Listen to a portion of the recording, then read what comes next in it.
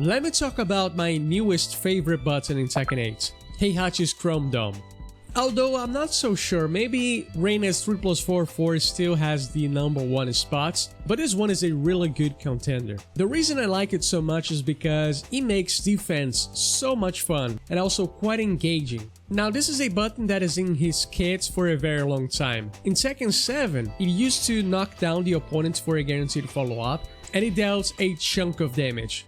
It was probably one of the strongest 12-frame punishes damage-wise in that game. The issue was that the range was really poor, so it was not very reliable at all. Now, when they announced Heihachi as a DLC for Tekken 8, I was so sure that they would just give it more range and also make it a hit engager.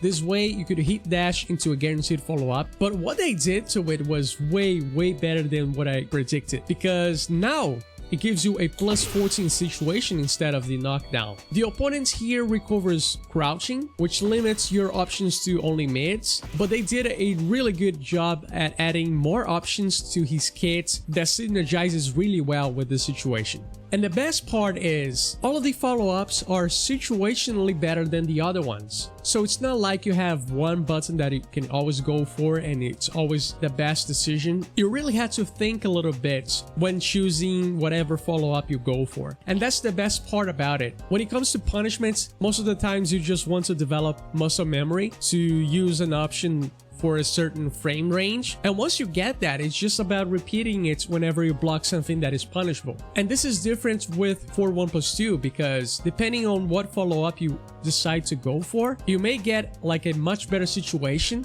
and that's something that you have to be always keeping your mind on, or else you will just default to one button and it's not gonna be as good. Now, I said that there's basically no one button that is always the greatest decision, but I think the closest to that would be back 1-4, which is this follow-up here that deals a good amount of damage and also gives you a pretty nasty Okizeme. But even then, this is not great at the wall when you have something better like down forward 4-2 like this, which leads to a full combo at the wall like that, 68 damage. This is completely guaranteed, and you don't have to rely on the Okizeme hitting the opponents to get the reward. But the options don't stop there. Let's say you just got comboed.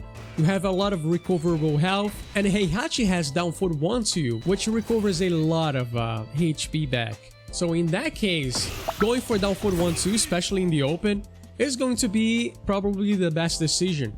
However, this button does not wall splat and does not lead to Okizeme, so you give up those two other situations for some health recover. And other options you have are Corsical 4-2 if you want to activate heat, but if you are already in a heat state, what you can do instead is 4-1+2, which takes some execution. It's not super difficult to do, but it's something that you can mess up.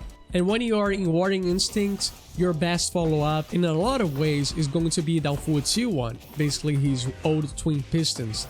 Now, in theory, that sounds pretty easy. You just hit the opponent with 4-1+2 after punishing them, and from there you just choose the best follow-up. But in practice, this is quite tricky to do. You have to play this character quite a lot, and again, be paying attention to your resources, to your surroundings, or else you just end up developing muscle memory for a certain follow-up and start to repeat it over and over without thinking. It's really a button that kind of punishes you for autopiloting, but also greatly rewards you if you don't. So that's why I like this button so much. It really makes defense feel very engaging. I'm always looking forward to punishing something that is -12 because of it. And that's a feeling that I never got from a Tekken character, at least. I guess when you block something that is -15 and you punish with electric, it's also pretty fun. But this one is more about getting that dopamine rather than, making you think about it. Even though right now this is quite special to Heihachi, I think that I wouldn't mind if that's the direction they start to take with punishments going forward with other characters.